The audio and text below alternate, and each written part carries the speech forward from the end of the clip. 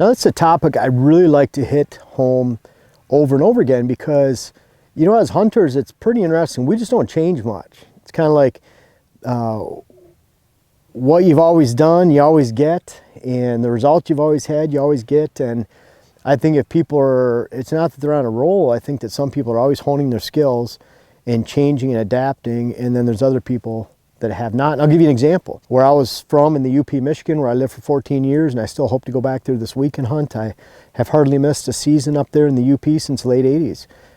There's a tradition of going in the afternoon, hunting over bait, watching that bait pile, and living or dying by that blind, that bait pile. And I know someone literally that 2016 would have been their 40th year staring at the same bait pile on public land out of the same blind on public land. Not saying there's anything wrong with that. That individual loves that, takes their whole vacation time, and now they're retired in order to do that. And, you know, they enjoy that. I'm not saying there's anything wrong with that, but if you always do what you've always done, you always get what you've always had. You're not adapting, you're not changing. I like coming up with these top deer hunting mistakes, whether it's top 10, top 5, I like hitting these just to try to maybe change some thought. It's not that all these 5 are the worst mistakes you can have, or that these 5 tips that are going to come from it, or 10 or 6, whatever it might be, would be and change your hunt forever, that there's not something better. The point is always think about what can you do to improve your hunt. And number 1, this is a really important one. All these are important. I've tried to narrow it down to 5 this year. But number 1, you're relying on the same tree stand, the same location to always hunt and to always go into. And you look forward to that. I'm not saying there's anything wrong with that, but what should your favorite stand be? What I've been trying to teach for years, and something that I came up with, and a slogan is, your favorite stand should always be the next stand you have a great hunt out of, not the last stand. Never get married to a stand. You know, I go to a client property, what I don't like to hear is, this is where Uncle Larry shot a buck 20 years ago. I don't mind hearing about it. I don't want to walk 300 yards to go look at the stand location. It has nothing to do with what the property is going on, what's going on now, what's going to go on in the future. I want to be efficient with the time, and it really doesn't matter. That's what happened. People hold on to these stands. They have these memories. And I want you to look out here. This valley that's right here, you can see our house in the distance. This is our shooting lane right here, our practice range with our morel targets. And this draw here that you can see in the trees. We have land all the way in this draw right here. You can see a skinny strip way back there. We own the woods that goes on the back side of that. We own that way for a little ways. And we've worked really hard on this Minnesota property. You know, I can guarantee you, hunting public land is a whole heck of a lot easier. I hunt public land every year. I don't have to worry about putting tree stands out, planting corn, spraying vegetation 3 times. And then some people are disking, plowing, whatever they have to do, managing the timber, planting switchgrass, putting all these stands and blinds out, access routes, roads, mock scrapes, trail cam locations. Yeah, I'm blessed to have all this. I'm not complaining. I choose this. I love it. But at the same time, it is a lot of work. When I go out on public land, I go to this pinch point or funnel, I check out this sign that looks good from the air, and I hunt it. There's no planting. There's no really a lot of hard work. So when I'm out on here, we have 15 tree stands and 4 blinds that I put out. What's my favorite one? Well, currently, I shot Kermit out of a certain stand that had a lot of promise and hope. But I have 14 other stands in the property and 4 blinds. Diane shot her bucks out of 1 blind, the same blind. One in late September and then one on November 15th with a gun. So she's really enjoyed that blind. But at the same time, I can guarantee if we shoot a big buck out of a stand or a blind next year that's not one of those, that'll become our favorite all of a sudden too. Again, the next stand. Don't have favorites. Look at it very black and white. Look at it very analytical. Every location, always be planning your moves. This location on this public land pinch point has a wind, it has an access, it has a time of day and a time of the season to access. Try to narrow that down. There's rut funnel stands that are back near bedding areas. There's evening, afternoon food source stands. There's all day stands that might be between food and bedding and feature that X of movement where you can expect movement all day long. Most stands are not all day. Out of the 15 out here, we have about 3 or 4 that you could consider an all-day stand. Out of the 7 stands we have in Coon Valley, 8 stands, we have 1 or 2 that you could consider all-day rut stands. We have a handful of morning, we have a handful of afternoon, pretty equal on that. Maybe more morning because I shoot more deer in the morning and have more opportunities in the morning typically. But never rely on one stand. Always be looking for the next best stand, your next favorite stand. And if you don't stay married to a stand too long, you're gonna find a lot more success for it, and that's ultimately what I want for you. And think about this. Diane and I have sat on our Minnesota property with 15 tree stands and 4 blinds, so 17 stand locations or blind locations. We've sat a combined 17, 18 sits, not even 20 sits, and we've shot 3 bucks. So think about that. We've utilized over half our blinds during all that. Again, not trying to play favorites, really trying to slot it into what is best. We've also managed our sits, not going back to that favorite stand, but not overplaying those stands and over hunting those stands. More time in the woods does not equal more success. When I hear someone say that it's more time in the woods that equals success, you're gonna show me someone that probably hasn't shot a whole lot of deer in their life. And I'm not saying that there's not someone out there that sits all the time, sits every day of the season, they don't shoot a lot of deer. I'm saying when you're trying to hone in on those best bucks in the area and have the best hunts you can find, less is more when it comes to consistent quality success in the deer woods, whether you're using a certain stand or the number of times you hunt. Number 2, we'll get through these 5 a little quicker, but that number 1 is really important.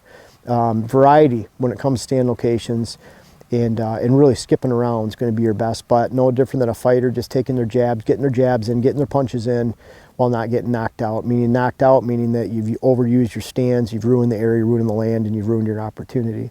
Number 2, gadgets, gear. There's so much out there. I represent a lot of good partners and products on this channel, and if they're products that I use, like these Morel targets for example, then it's because I believe they're the best and they're high quality, and only a small percentage, 20%, let's say 15% of my annual income is based on my partnerships or my sponsorships. I'm not like the typical hunting company where nearly 100% of all their income is based on sponsorships. I do a lot of other things: design properties, YouTube, books, web series. There's a lot of other sources I have. I don't have to take junk I don't want to. Some of these companies you look out there are just over geared. They're representing this product, you can tell they probably may never use it. They're just trying to get a paycheck. It's the same with hunters going into the woods. There's a lot of gadgets out there that are designed to suck your money. I'm not even going through any of them. I'm not going to mention anything. But there's a lot of stuff out there that won't help you in the deer woods. And we'll talk about the last point number 5. But really, think about the gear you're using, your routine that you go through just before you go out into the woods. Dylan and I are going to hunt this afternoon. We're going to get out in the woods just for about 3 hours. We can't afford to have this hour-long scent routine before we go in the woods, to use this contraption, that contraption, have a couple backpacks full of gear going into the woods. We need to get out there and get sitting down. And if I could save 45 minutes and not be over-geared and overburdened when I go out in the woods with all this garbage and go sit and play the wind to be a predator and not rely on those gadgets, I'd rather save that 45 minutes towards hunting, spend a little bit more time in the woods and hunt in a good stand location, in a good location based on the wind and the access and that afternoon deer movement, have all that figured out, and then really not rely on those gadgets and spend less time at the truck getting ready. Ask yourself, are you over-geared? How much are you really taking out with you? Most of the time, if you're just sitting for a morning or afternoon and you're hunting on a small property somewhere, you're not hiking in a long ways, you can get away with just going in by yourself, utilizing the pockets that are in your gear. We use First Light. It has a bunch of pockets on there. I can fit a lot of gear in there. I can fit a day's worth of rations in there if I want to. And I can go in really lean and light, and I feel like I'm a more efficient and better hunter because of that. Number 3, so not relying on the same stand, not relying on gadgets. Are you controlling your spider web of scent? People worry about way too much what you smell like when you're on the tree stand. Folks, if a deer is downwind of you, especially a mature buck, a mature doe, you're in big trouble. Doesn't matter what contraption you're using, what you sprayed on yourself. I'm not going to lie to you and tell you that you can rely on something that'll cover your scent 100% of the time, and you should never consider where your scent's at. You always have to. And if you're on a stand and you're blowing your scent in the right direction and you're worrying about your downwind and you've prepared for that during the summer and in the spring when you picked out that stand location in the first place, then you don't have to worry about your scent. But you do have to worry about your scent when you're walking in and out. How much scent you lay on the ground. Every step you take, how much scent are you pushing down the ground? Have you controlled how much vegetation is in the lane where you're walking in, the sticks, the weeds, the debris, that sponge that can actually absorb that scent? Have you washed your pants? Have you sprayed down your boots? While I believe that you can't control the scent that's downwind of you on stand to a very high degree in any way, I do believe that you can control your scent to and from your stands, and you can control that spiderweb of scent that's laid down on your entire property, and that's a hunt killer right there, just to the extremity. Think about it, if you're just hunting 6 different stands on a 3-day weekend, there's a couple guys hunting, by the end of the hunt, you could have left a spiderweb, a contaminated scent around your entire property that spooks deer for a week or 2 to come, or you could have controlled your scent and been one of the few in the neighborhood to do so, and now you have a great hunt for 2 to 3 weeks to become because you're one of the only ones in the entire area that has done that. So spiderweb of scent, most hunters don't control. And again, all of this, a lot of hunters are over hunting their stands. They're not controlling their spiderweb of scent. They're using too many gadgets. Be the hunter that's not. Dare to be different, and you're gonna stick out in a good way when it comes to monopolizing the quality of the hunts and the whitetail success in your neighborhood. Now, number 4, this is something that, when you get to your stand, people worry about the scent so much, but they climb up on a squeaky stand that repels deer for 200 yards away. Think about it, when you're climbing into your stand, the noise you make. Could you have a hunting buddy stand 50 yards away and not hear you get in and out of your stand? If they can hear you get in and out of your stand and set up, you need to cut the noise, get rid of the stand, find a new stand, get a new pack, get a new gear, get a new buckle. Make sure that that person, that hunting buddy, can't stand 50 yards away or more and hear you getting in and out of your stand. It can be a hunt killer. Walking into your stand, the noise you make. Are you a predator, or are you actually an obtrusive, unwelcome guest in the woods, leaving down a lot of noise that just saturates the entire property? Noise can kill a hunt. Hey, we had neighbors by us in Coon Valley area, and it was crazy for the 12 years that we hunted there, and they hunted that land. It would have been 10 years they hunted it while we were there. They would start the ATV at their house and start to move in. We'd have 25 deer run off their property onto our property. Never fails. And they never even knew it. They'd say, oh, the ATVs don't spook deer, because they never saw the deer spooking. But rest assured, before they even entered on the land with their ATV, those deer were gone. We enjoyed it. I enjoyed it the other day when I was hunting on a property and the neighbor fired up the ATV and moved through the woods, and we watched some deer go by. So it happens all the time. I'm not just saying ATV, I'm saying the way you walk, your gear, your tree stand, your buckles, your snap, your packs, whatever it might be. Noise can kill a hunt long before it even begins, even before it even gets daylight in the morning on opening day gun season. Again, dare to be different, be the quiet one in the neighborhood, not like everyone else, and loud and obnoxious. And that goes for sight, deer can see you, and of course manage your scent web in and out, and managing your scent drift into bedding areas on the way in and out. And that goes for large flashlights. I'm not against flashlights. I like using small flashlights. If I'm in the deep woods where the flashlight beam can't get out, use a flashlight. I like not using a flashlight because it cuts away my night vision too. I like to be able to see the canopy of the trees. Dylan and I went into a stand the other day where we could see a conifer probably 150 yards away from the skyline that we were going to sit in, and we could aim towards that without using much of a flashlight. Use a flashlight to get around some big stuff, some blowdowns, but other than that, I'm using a small beam. Mel Smith online, he's someone that I've met. He's on Facebook, a lot of the hunting circles out of Michigan, but he, like me, little mini mag light back in the day with your thumb, covering half the lens as you're going in. You're just letting a little bit of light down by the ground. Now I use a nice light that has a half lumens, so you can just see a little bit when you're going in and out, and that's really all you need. These big headlights that are bright. Everyone asks, does a green light or a red light spook deer? Well, I answer this. The infrared Reb bulbs on a trail camera spook deer like none other. Mature bucks will come in, stare at it, and they take off. You get one picture of them. It's not the box that they're seeing at the night. It's not the smell. It's those little red bulbs glowing, spooking deer. So you think about a big red light with a lens on it, a green light flashing back around. People say, oh, they can't see red or green. Well, then how come a trail cam spooks them every single time they stare at it? It's because they can see that red at night, let alone on a big headlight or headlamp going in. So sight, sound, scent, but especially managing your sound as you're going in. Hey, if there's no deer around, they're not going to see your beam of your flashlight very far. If you're going in the right spot, they're typically not going to smell you going in. But boy, you can hear a noisy stand or a noisy approach from a long ways away. And finally, number 5, again, dare to be different. How much of a predator are you? How much are you leaving of yourself in your hunting intrusion, getting on and off the land? You know, the greatest predators of the world can go through a 40-acre lot and the deer never know they were even there, never even sense them. What kind of human intrusion do you leave after you've left? Your scent on an overhanging branch, your scent on the lower pegs or ladder sticks or climbing ladder of a tree stand. Where are you leaving your scent? Are you reaching up and then stepping up so you're not saturating this? What about your safety harness where you hook that up? I don't like leaving that down at deer level. I like leaving it up at here. Bow hook, I like leaving up here. I just touch that. I don't want a deer to come by 3 hours later, smell my handprint, and then vacate that area for 2 or 3 weeks or more because it's a mature buck and they're scent wary. The noise you leave, the intrusion. When you get off the land and you're with your hunting buddies, I want you to ask yourself the question, you're getting back to deer camp during gun season, even on public land, wherever it might be, or your private land, wherever you're hunting, you go back with your buddies, you're talking about the stands and hunting as a partnership, and you're looking at the land and trying to make good group decisions. Everyone talks about what they saw. I want you to talk about after you left the land.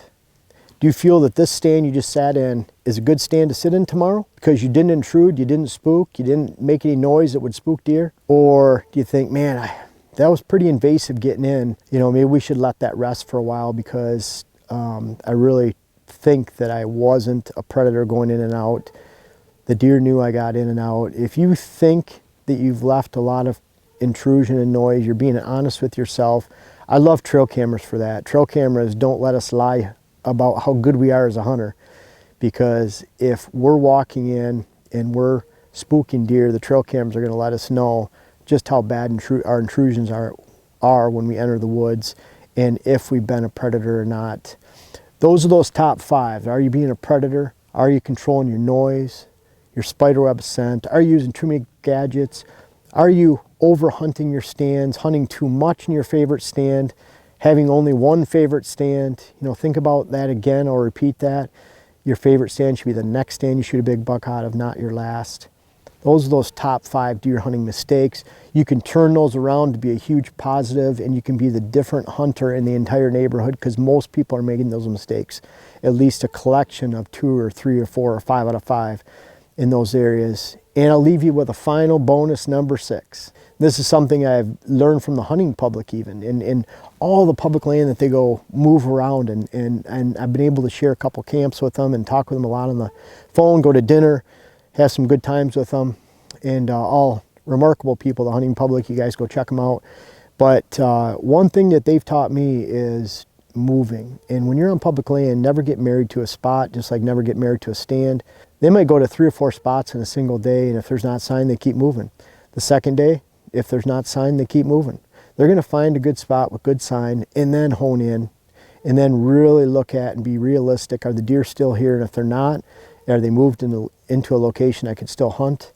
And that's the great thing about public land, and why I think it's a little bit easier. Private land, you can't afford to make mistakes because you only have 40 acres, 200 acres, 500 acres, 10 acres.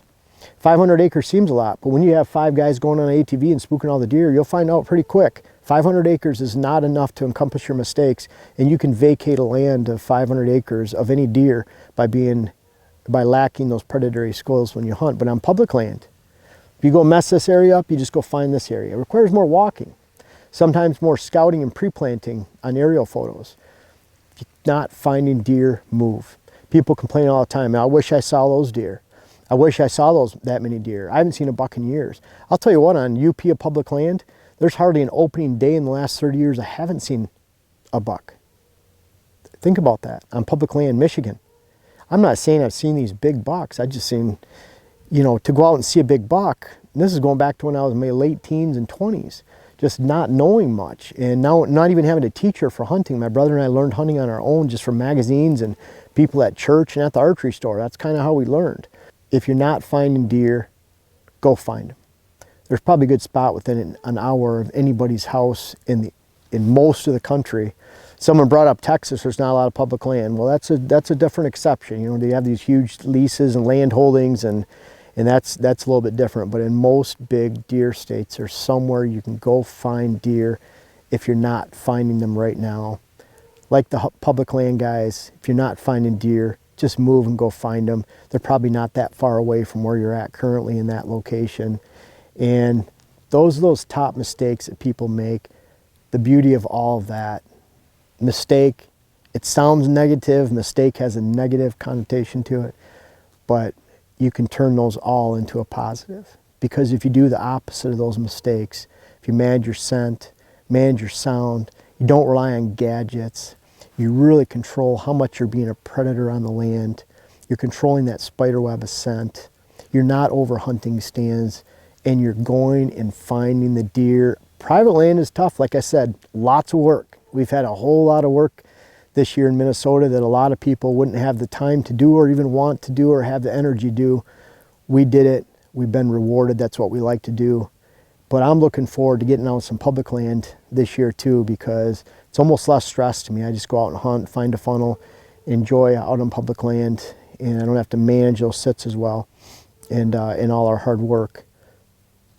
Turn those mistakes into a positive this year, those top 5 mistakes, and you're gonna find success and whitetail success, not only this year, but I believe for the rest of your hunting life. Well, if you made it to the end of this video, you're obviously interested in whitetail habitat solutions, what I have to teach, and you will love my new web class series. The first one is how to design your whitetail property. It's out now. The link is in the description. I invite you to check it out. It's on my website. Can't wait to hear about it.